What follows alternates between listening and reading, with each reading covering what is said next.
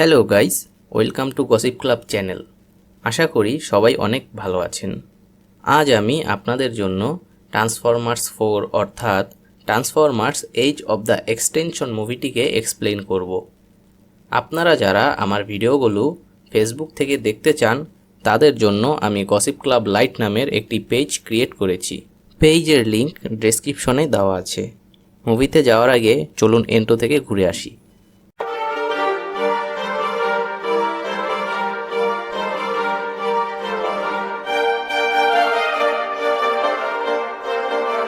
মুভির শুরুতে আমরা 65 মিলিয়ন বছর আগের পৃথিবীকে দেখতে পাই, যখন পৃথিবীতে ডাইনোসররা বসবাস করত।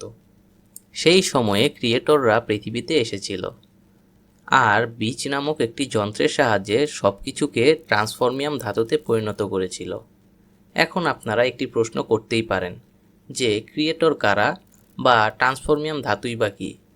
আসলে আমরা এতদিন দেখেছি যে শুধুমাত্র অটোবট আর ডিসেপ্টিকন এই দুই প্রজাতির ট্রান্সফরমার্স রয়েছে, কিন্তু এই মুভি সহ পরবর্তী মুভিগুলোতে আমরা অন্যান্য প্রজাতির ট্রান্সফরমার্সদেরও দেখতে পাবো। আসলে এই ট্রান্সফরমার্সদের যারা তৈরি করে তারাই হলো ক্রিয়েটর, আর এই ট্রান্সফরমার্সরা যেই ধাতু দিয়ে তৈরি সেটিই হলো ট্রান্সফর্মিয়াম ধাতু। এরপর আমরা বর্তমান সময় দেখতে পাই। শিকাগো যুদ্ধের 5 বছর কেটে গিয়েছে। শিকাগো যুদ্ধের ক্ষয়ক্ষতি দেখে আমেরিকান সরকার সকল ধরনের ট্রান্সফরমার্সকে পৃথিবী থেকে ব্যান করে দিয়েছে।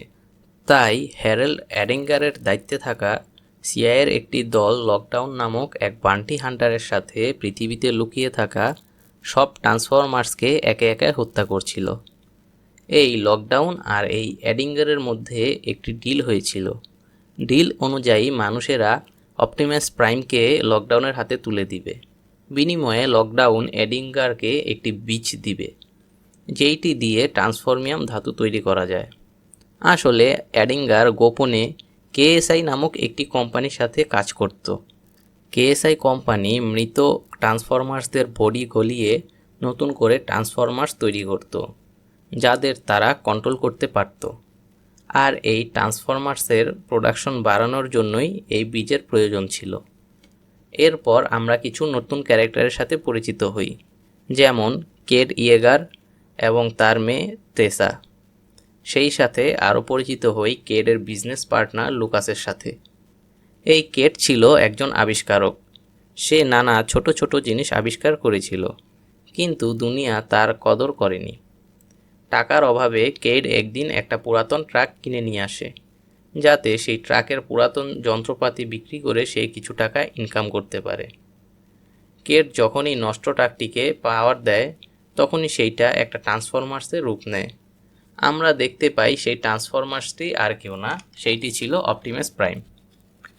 বাড়িতে একটা জীবিত ট্রান্সফরমার্স দেখে টেসা আর লুকাস অনেক ভয় পেয়ে যায়।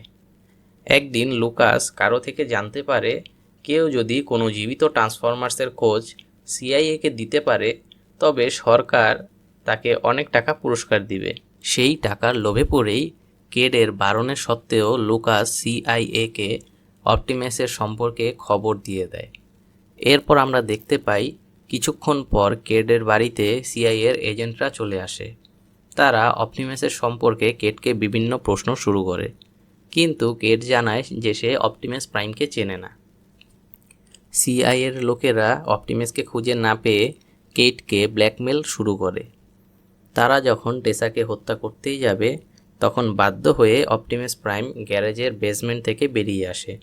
সে কেটদের একটি পালানোর সুযোগ করে দিয়ে নিজেও সেই স্থান থেকে পালাতে শুরু করে।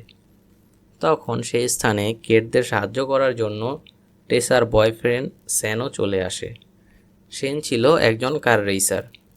সে তার গাড়িতে সবাইকে তুলে সেই স্থান থেকে পালাতে লাগে, তবে লকডাউন তাদের পিছে পড়ে যায়। দুর্ভাগ্যবশত লুকাস লকডাউনের হাতেই মারা যায়। পরের দিন টেসা, সেন ও কেট ইয়েগার অপটিমাসের সাথে অটোবটদের গোপন আস্তানায় চলে আসে। আমরা সেইখানে কিছু নতুন অটোবটদের দেখতে পাই। সেইখানে আমরা আমাদের পরিচিত বাম্বেলবি, তারপর হলো ড্রিফ, হাউন্ড আর ক্রস এয়ারকে দেখতে পাই।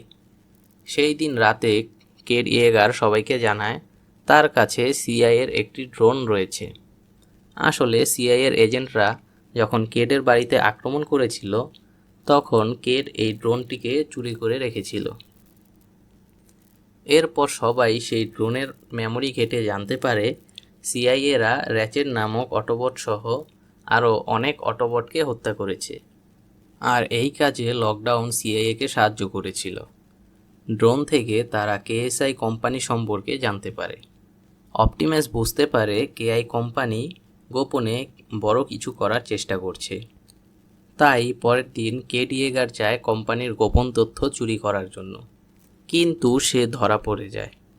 তখন কেডকে বাঁচানোর জন্য সব অটোবটেরা কোম্পানিতে আক্রমণ করে দেয়। কোম্পানির সিইও, যার নাম ছিল জোশুয়া, সে অপটিমাসকে জানায় মানুষের সুরক্ষার জন্য অটোবটদের আর কোনো প্রয়োজন নেই, কারণ বর্তমানে মানুষ নিজেদের রক্ষার জন্য নিজেরাই ট্রান্সফরমার্স তৈরি করতে পারে। এই কথা শোনার পর অপটিমাস খুবই দুঃখ পায় এবং সেই স্থান থেকে চলে যেতে থাকে। কিন্তু কেএসআই কোম্পানির লোকেরা অটোবটদের পেছনে তাদের তৈরি করা 2টি ট্রান্সফরমার্সকে লাগিয়ে দেয়। তাদের নাম ছিল গ্যালভাট্রন ও স্ট্রিঙ্গার। এই গ্যালভাট্রন ছিল মেগাট্রনের ডিএনএ দিয়ে তৈরি। তাই কিছুক্ষণ পরেই কোম্পানি তাদের তৈরিকৃত ট্রান্সফরমার্সদের ওপর থেকে অনেকটাই কন্ট্রোল হারিয়ে ফেলে, আর মেগাট্রনের মেমোরি গ্যালভাট্রনের ওপর অনেকটাই কন্ট্রোল নিয়ে ফেলে। রাস্তার মাঝে আমরা অপটিমাস আর গ্যালভাট্রনের একটি তুমুল লড়াই দেখতে পাই। মেগাট্রন তার এই নতুন বডির সাথে অনেকটাই শক্তিশালী ছিল। সে অপটিমাসের সেই বিখ্যাত ট্রান্সফরমিয়াম ব্লেডটিকেও ধ্বংস করে ফেলে। এরপর সেই স্থানে লকডাউনের এন্ট্রি হয়। লকডাউন পেছন থেকে স্নাইপারের মাধ্যমে অপটিমাসকে আহত করে ফেলে। লকডাউনকে দেখে গ্যালভাট্রন অনেক ভয় পেয়ে যায়, ফলে কেএসআই কোম্পানি তাকে ফেরত নিয়ে যায়। এরপর লকডাউন তার স্পেসশিপের একটি বিশাল জালের মাধ্যমে অপটিমাসকে ধরে নিয়ে যায়। তবে এইসবের মধ্যে টেসাও ফেঁসেছিল। কেট চাইলেও টেসাকে বাঁচাতে পারে না। লকডাউন অপটিমাসকে একটি বিশাল জেলে বন্দি করে রাখে। আমরা সেই জেলে বিভিন্ন গ্রহের বীর যোদ্ধা ট্রান্সফরমার্সদের দেখতে পাই। অপটিমাস লকডাউনের কাছে পৃথিবীতে আসার কারণ জানতে চায়। উত্তরে লকডাউন জানায় ক্রিয়েটররা অপটিমাসকে ফেরত আনার জন্যই তাকে হায়ার করেছে। অন্যদিকে আমরা টেসাকে দেখতে পাই। সে লকডাউনের স্পেসশিপে ছোট ছোট ট্রান্সফরমার্সদের থেকে লুকিয়ে বেড়াচ্ছিল। এইদিকে হ্যারল্ড অ্যাডিঙ্গার তার ডিল পূরণ করার ফলে লকডাউনের কাছে সেই বীজটি চাইতে আসে, যা টেসা লুকিয়ে লুকিয়ে দেখে ফেলে। অন্যদিকে কেড ইয়েগার তার মেয়েকে বাঁচানোর জন্য শেন ও অটোবটদের নিয়ে স্পেসশিপে চলে আসে।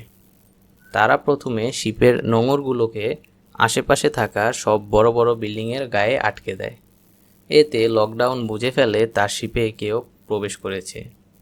তাই সে কিছু ট্রান্সফরমার্স কুকুরকে ছেড়ে দেয় সেই অজানা ব্যক্তিকে ধরার জন্য। কেড আর শেন একটি স্থানে কিছু উন্নত অস্ত্র খুঁজে পায়। কিছু রোবট তাদের উপর আক্রমণ করলে শেন অস্ত্র ফেলে দিলেও কেড খুব সাহসিকতার সাথেই লড়াই করে, আর সে সেই অস্ত্রটির মাধ্যমে একাই সব রোবটকে ধ্বংস করে ফেলে। তারা ঘুরতে ঘুরতে টেসাকেও খুঁজে পেয়ে যায়। এরপর তারা 3 জন স্পেসশিপ থেকে বের হওয়ার জন্য সেই নোঙরগুলোর ক্যাবেলকে ব্যবহার করছিল। তারা যখন ক্যাবেলের মাঝামাঝিতে পৌঁছেছিল তখন লকডাউনের কুকুরগুলো তাদেরকে দেখে ফেলে আর ক্যাবেলগুলোকে কাটতে থাকে। এতে করে কেট, টেসা আর শেন নিচে পড়তে থাকে। কিন্তু ভাগ্যক্রমে তখন একটি ছোট্ট ফাইটার জেট নিয়ে বি আর ক্রস এয়ার চলে এসেছিল এবং বি তখন জাম্প করে সবাইকে বাঁচিয়ে নেয়। অন্যদিকে আমরা ড্রিফ আর হাউন্ডকে দেখতে পাই। তারা খুঁজতে খুঁজতে অপটিমাসকেও পেয়ে যায়। তারা অপটিমাসকে মুক্ত করে দেয়। লকডাউন যখন তার বৃহৎ স্পেসশিপের মাধ্যমে মহাকাশে চলে যাচ্ছিল তখন অটোবটেরা একটি সাব স্পেসশিপ নিয়ে সেখান থেকে চলে আসে। অন্যদিকে আমরা গ্যালভাট্রনকে দেখতে পাই। সে মেগাট্রনের সম্পূর্ণ মেমোরিকে অ্যাক্সেস করতে সক্ষম হয়ে যায়। ফলে সে কেএসআই কোম্পানির কন্ট্রোলের বাইরে চলে যায় আর তার নতুন পাওয়ারের মাধ্যমে কেএসআই কোম্পানির সবগুলো রোবটকে নিজের কন্ট্রোলে নিয়ে নতুন একটি ডিসেপ্টিকন আর্মি তৈরি করে ফেলে। এরপর সে আরও ডিসেপ্টিকন বানানোর জন্য সেই বীজটিকে খুঁজতে থাকে। এসব দেখে জোশুয়া বুঝতে পারে বীজটি যদি গ্যালভাট্রন বা এডিঙ্গারের হাতে পড়ে তাহলে পৃথিবী পুরোপুরি ধ্বংস হয়ে যাবে। তাই সে বীজটিকে নিয়ে তার 2 সহকারী শু আর ড্যান্সির সহায়তায় সাংহাই শহরে চলে আসে।